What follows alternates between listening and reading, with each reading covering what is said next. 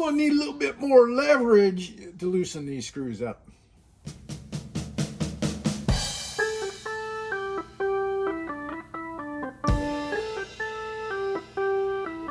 So I tested all the fuses and couldn't find a parasitic drain anywhere.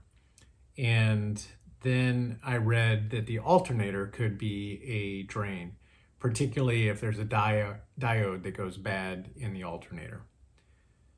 So I did several searches on test for diodes.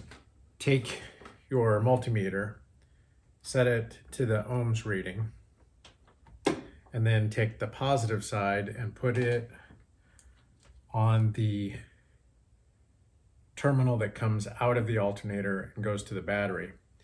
And then take your negative probe and put it on the outside of the alternator. And if you get a reading, then you've got a bad diode. And I get readings all around the case. I'm gonna go get a second, a third, and maybe even a fourth opinion.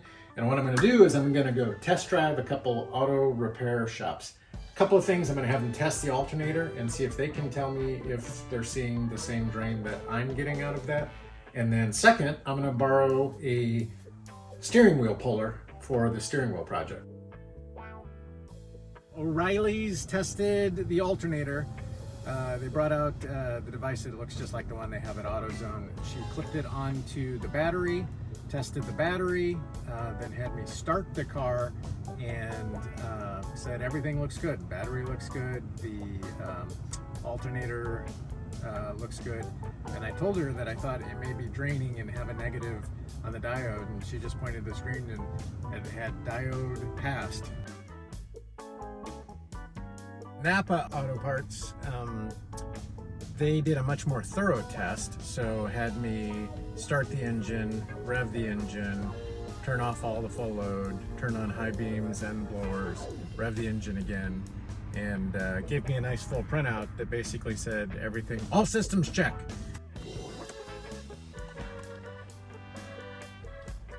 All right, 3 for 3. All three say my entire system is good. Good battery, good starter, good alternator.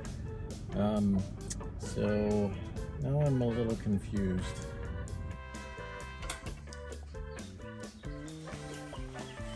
So yesterday I took the 4Runner to O'Reilly's, Advanced Auto Parts, and Napa, and had them all test the alternator, and all three of them said the alternator was fine. So gonna do my test on the alternator with the Subaru and the Honda and see what it shows.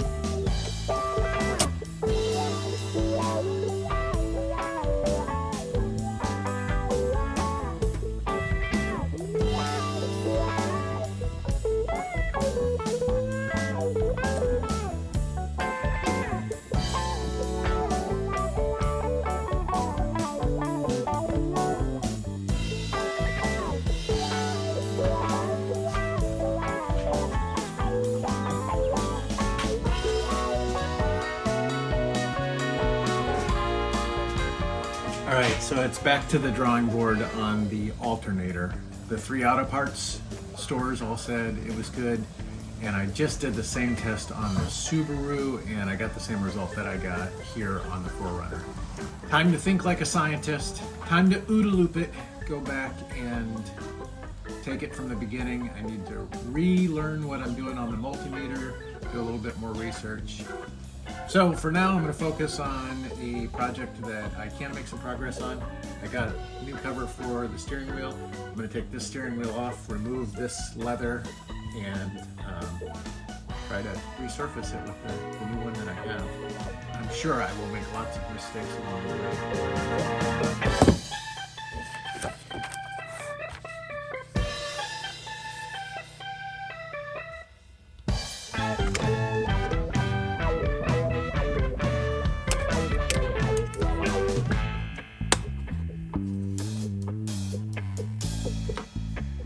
Well, it really didn't take me long to run into my first problem, and that is the Torx screws on the inside.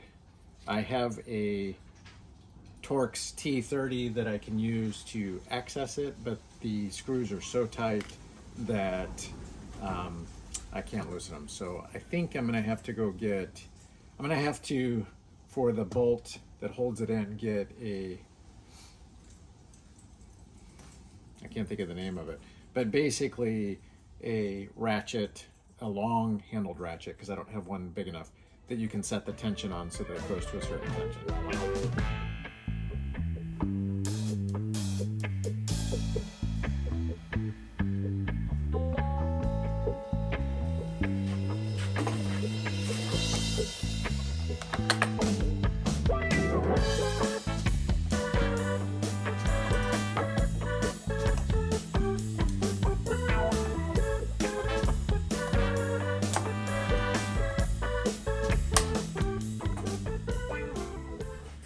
Why in the world would they put that kind of safety packaging on a torque wrench? Ah, so much easier.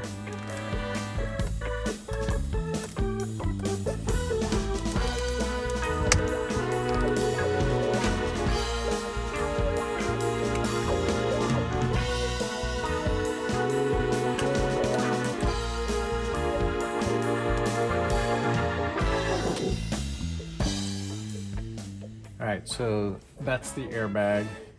This is the cruise control and horn.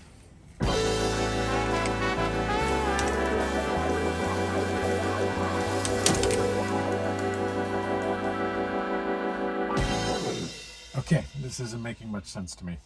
I know these need to go into here, and I know this needs to press against there, and I thought it was going to be this way, and then that would pull it out as it pushed against that. But what I'm confused by is in the instructions it says use the H bar to turn pressure screw F until the steering wheel is loose. Okay, a couple good things came out of the video. First off is to lubricate the bolt that's going through, because I was having a tough time getting it through that center part. My thoughts were correct. The instructions are just poorly worded. It's not that you use the H bar to turn pressure screw F. You just turn pressure screw F, and the H bar then applies the pressure to the other screws to pop them off. That's very poorly worded. I'd like to talk to the instructional designer behind this.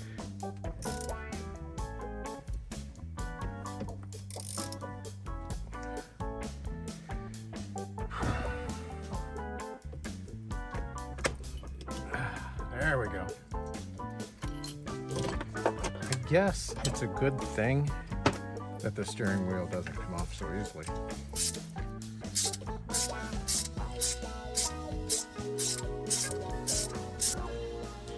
All right, so got the steering wheel off the 4Runner, and now I'm just cutting the old leather off of there. And then once I get that done, I ordered a kit that is pre-sewn and cut to the leather specifications. One of the nice things, paid a little extra for this, $10 extra, was it's pre-sewn on the one area, so when I stitch it together, I just go through these stitches instead of having to go through the leather itself. So for the next episode, hopefully I will have all of this off and show how to put that on there, and maybe even have this reattached back onto the 4Runner. But good progress for now. Still gotta get the drain figured out. What is causing the drain? I don't know. But when I drive around to try to figure it out, at least I'll have nice clean grip of a steering wheel to get there.